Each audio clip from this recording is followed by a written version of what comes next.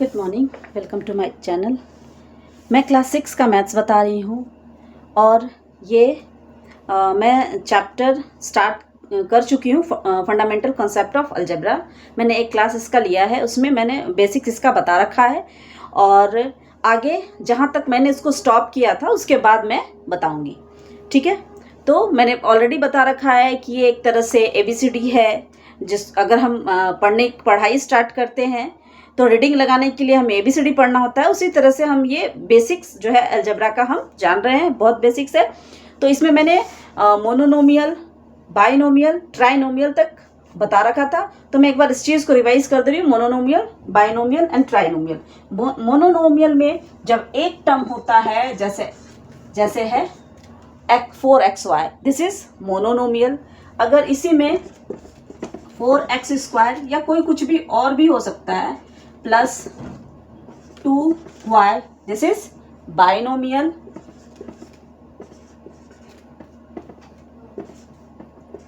Plus 2 3y plus 7, this is trinomial.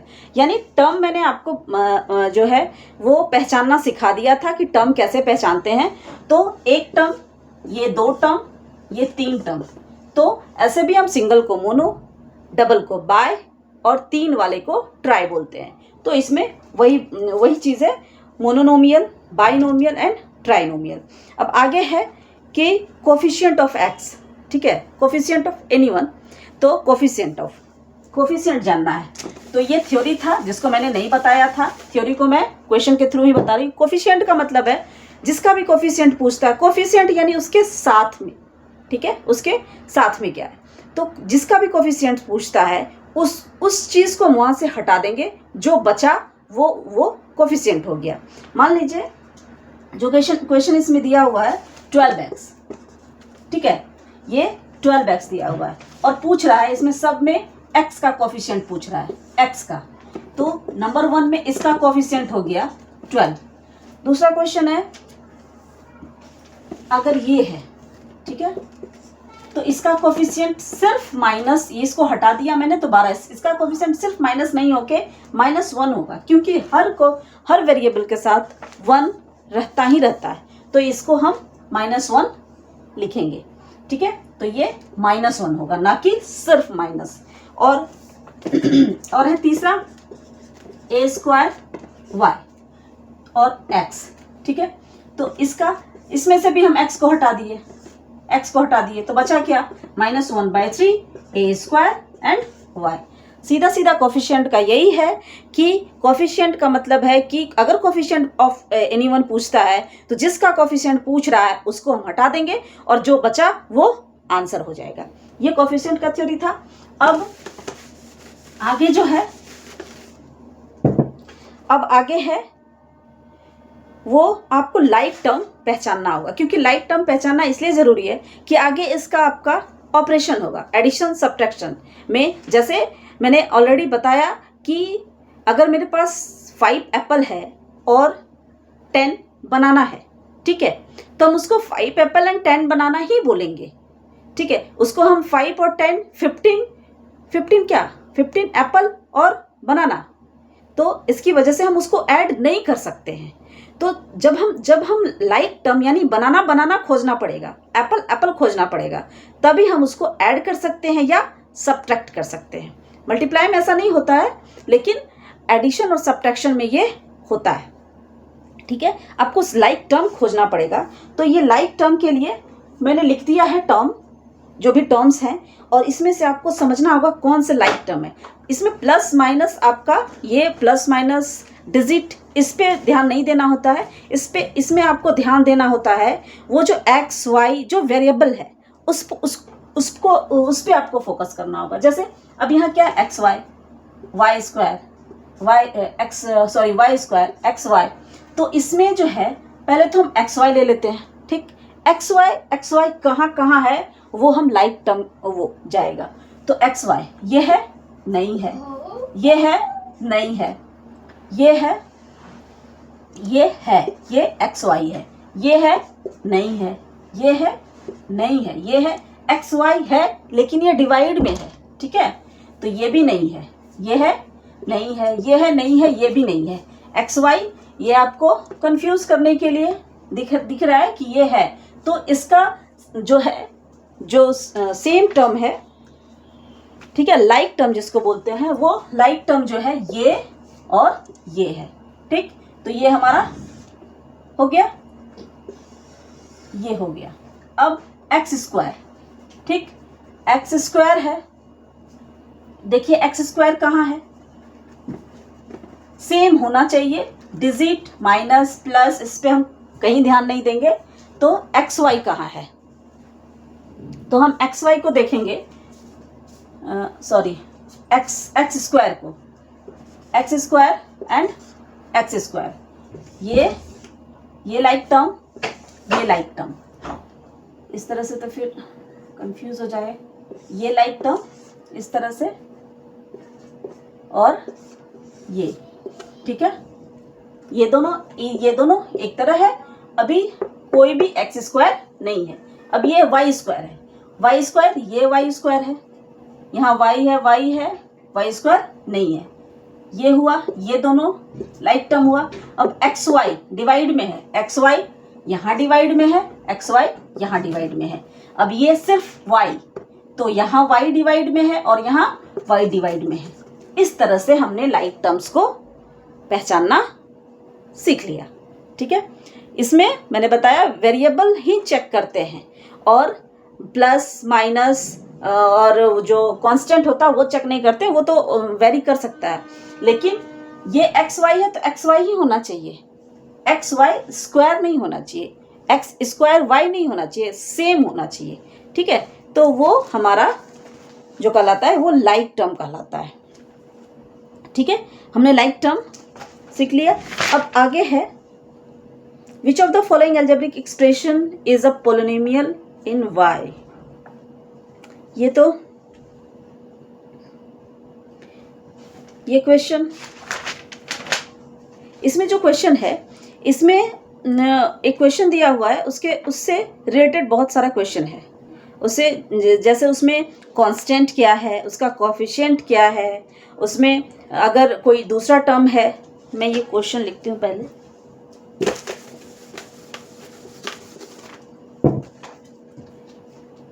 To plus one by y, sorry 2 प्लस 1/2 y plus 5y cube, 5y cube, ये question है, ठीक है। अब इससे रिलेटेड 4-5 क्वेश्चन है। अब इसमें पहला क्वेश्चन है द कांस्टेंट टर्म इज, तो मैंने ये पहले भी बताया है कि इसमें कांस्टेंट टर्म कौन सा है, जिसमें वेरिएबल नहीं होगा वही कांस्टेंट टर्म होगा। कांस्टेंट तो ये भी है, ये भी है, लेकिन कांस्टेंट टर्म पूछ रहा है, तो टर्म, तो ये टर्म कौन सा है, ये टर्म है, ये टर्म है, ये टर्म है, तीनों टर्म है, लेकिन इसमें कांस्टेंट कौन है, इसमें ये वेरिएबल है जिससे ये वेरी कर जाएगा, इसमें ये वेरिएबल है जिससे ये वेरी कर जाएगा, इसकी वजह से कांस्टेंट टर्म जो है ये हमारा 2 है, ठीक है। दूसरा क्वेश्चन है द कोएफिशिएंट ऑफ y, तो y का कोएफिशिएंट, मैंने अभी कोएफिशिएंट के बारे में बताया है, तो y का कोएफिशिएंट क्या है, ये y क्यूब है, ये y नहीं है, ठीक है, ये y क्यूब है, तो y का कोएफिशिएंट, ये टर्म हमारा ये है, प्लस में है, ये टर्म हमारा ये है, और इसका कोएफिशिएंट पूछ रहा है y का, तो y को हटा दिए, बचा हमारे पास क्या, प्लस 1/2। दूसरा क्वेश्चन इसमें ये था।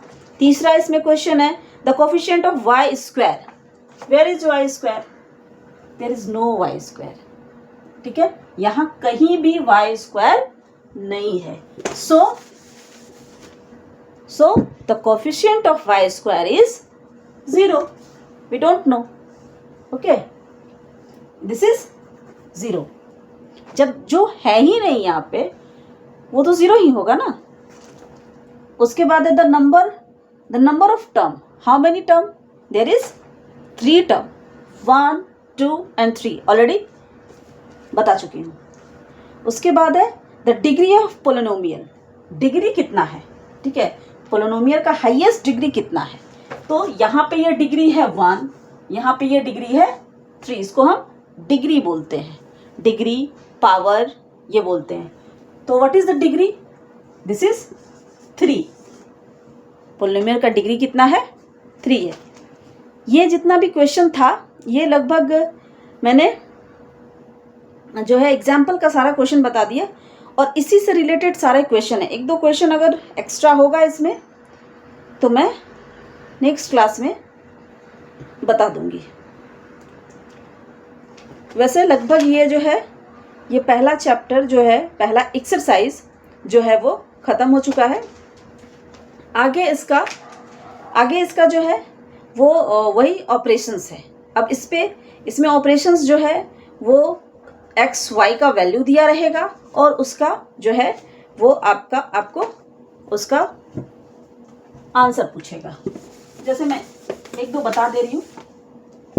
अब आगे ये जो बेसिक्स था वो एक तरह से ख़त्म हो चुका है। आगे आपका इसका ऑपरेशन है। जैसे मान लीजिए मेरे पास है एक क्वेश्चन है -5x, ठीक, और x का वैल्यू दिया हुआ है मुझे 3, x का वैल्यू दिया हुआ है 3, तो इसका आंसर क्या होगा। तो 5 मैंने बताया कि बहुत इजी होता है, सिर्फ उसके वैल्यू को पुट करना होता है और हमको उसका आंसर मिल जाता है। The value of x is 3 और यहाँ पे we know already there is multiply, then this is -15, ठीक है, -15। इस तरह से 1-2 क्वेश्चन और बता देती हूँ।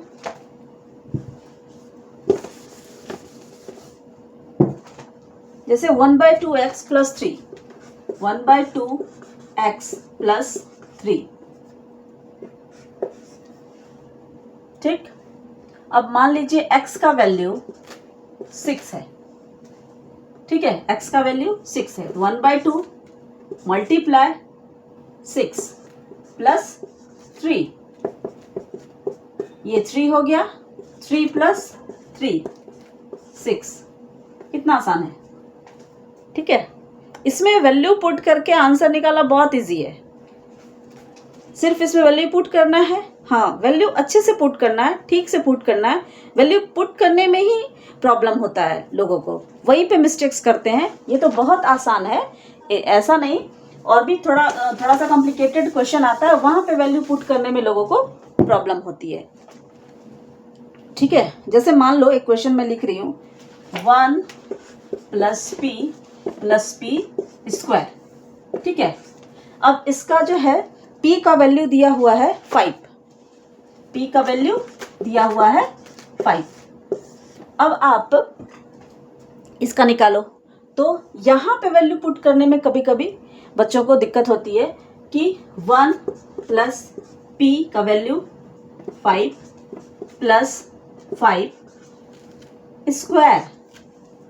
ठीक है। अब यहाँ पे क्या होगा, 1 + 5 + 5 × 5, 1 + 5 + 25, इट इज 31, ठीक है। इस तरह से यहाँ पे जो है ना ये चीज़ मिस्टेक्स करते हैं बच्चे, ठीक है, ये चीज़ मिस्टेक्स करते हैं। तो यहीं पे वैल्यू पुट करने में प्रॉब्लम आती है। कुछ कॉम्प्लिकेटेड क्वेश्चंस रहते हैं जिसमें बच्चे मिस्टेक्स करते हैं। जैसे अब माइनस वाला क्वेश्चन रहता है, उसमें भी प्रॉब्लम होता है। एक क्वेश्चन और बता दे रही हूँ मैं।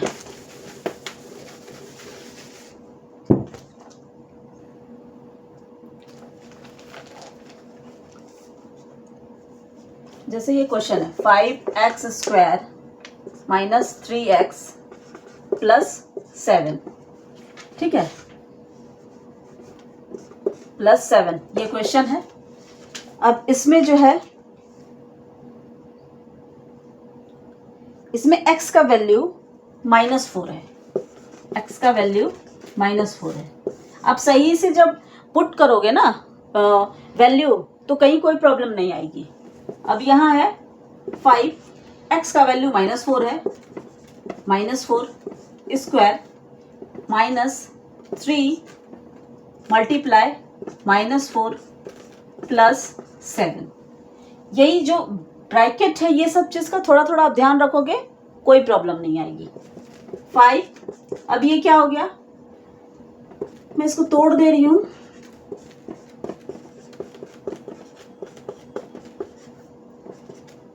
अब इसको मल्टीप्लाई करो, 5 4 जा 20।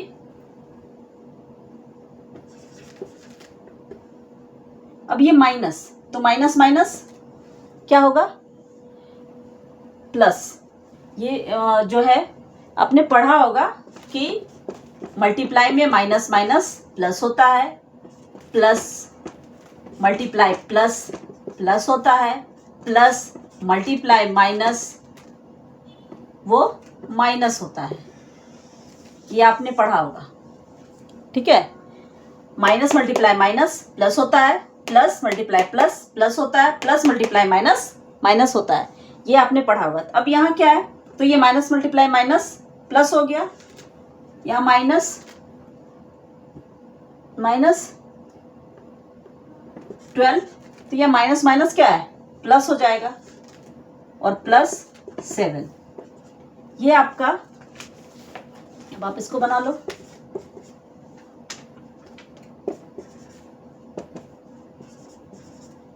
ये आपका आंसर हो जाएगा, ठीक है। इस तरह से आप जब पुट करोगे, यहाँ पे मैं डायरेक्ट कर सकती थी, ठीक है। 4 4 जा 16, 4 4 जा 16 मैं डायरेक्ट लिख सकती थी, और इसको माइनस माइनस प्लस लिख सकती थी। लेकिन मैंने आपको तोड़ के दिखाया कि कैसे वो चेंज होता है, ठीक है। ऐसे भी जब भी आपका वो पावर जो है वो इवन में रहता है, तो वो जो है माइनस वाला वो पावर इवन में रहता है तो वो चेंज हो जाता है। जब ऑड में रहता है तो वो सेम रहता है, ठीक है। वो धीरे धीरे करते करते हो जाएगा। अभी 2-4 क्वेश्चंस और इसके बता दूंगी मैं। अभी तो सिर्फ एक वेरिएबल पुट करके दिखाया मैंने, और भी है तो 2-4 क्वेश्चन और भी बताने इसके ज़रूरी है। तो एक क्लास और होगा इसका, मैं एक क्लास और इसको करके इसको कंप्लीट कर दूंगी। और अगर आपको मेरे वीडियो से कुछ भी हेल्प मिल रहा है, और अगर आपको कोई भी क्वेश्चन ये जो बुक है एसेंशियल ICSE मैथमेटिक्स भारती भवन का बुक है, ICSE बोर्ड में, ये ICSE स्कूल्स में चलता है, तो आप इससे कोई भी रिलेटेड क्वेश्चन अगर आपको मुझसे पूछना है तो आप कमेंट कीजिए, मैं उसका अलग से वीडियो बना के आपको प्रोवाइड कर दूंगी, ठीक है। एक क्लास और इसका होगा, उसके बाद मैं देखती हूँ जो फर्स्ट टर्म का सिलेबस होगा उसमें से मैं आगे का और भी बताऊंगी। चलिए, okay, thank you for watching.